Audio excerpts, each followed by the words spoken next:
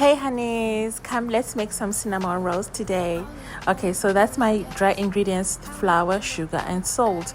And I'm going in with 7 cups of flour, then 2 eggs, average size of egg, and vanilla essence, 1 cup of hot milk, and 2 tablespoons of yeast. So I always say that I pre-mix my milk and my hot milk with yeast all the time before I start baking, just to fast forward the process of rising.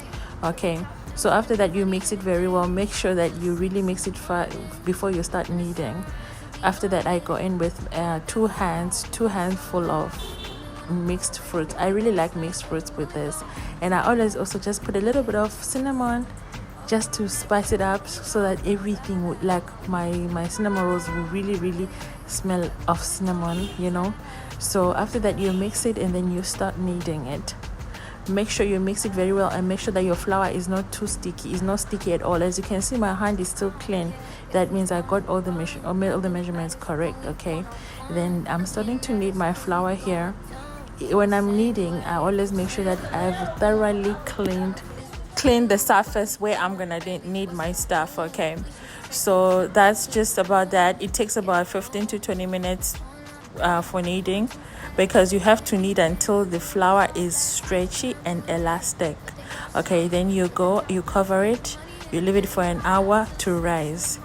So after it rises, it has to double the size. Before now it's double the size, right? This is after rising. Then you mix your brown sugar with a teaspoon of cinnamon or a tablespoon of cinnamon. I really like cinnamon, so I used to just add a little bit of extra.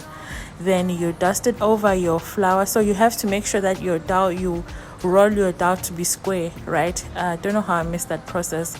You roll it to be a rectangle, actually, right? You roll it to be a rectangle, not square, rectangle, so that it's long, and then you can now roll it over after you have dusted off with your sugar and your cinnamon mixture. Okay, this is how you roll it. You just first pinch the edges, and then you start rolling it.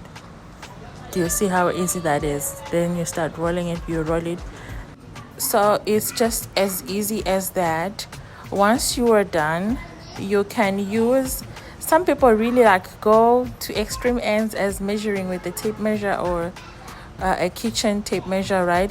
But I use my eyes. Okay, so you can actually separate it into 2 first, and then you keep cutting to your desired sizes. So this is how I prefer to do my own. I just really use my eye, maybe because I've done this for a very long time. So for some reason I always just get the right perfect measurement. So you can mark it with your knife or with your cutter. Then it makes it also easier. Then that's it. Then you leave it to proof again for about an hour. Then that's it. Voila, it's ready and it's done. So now after this process, now you can glaze it if you want it glazed. You can use your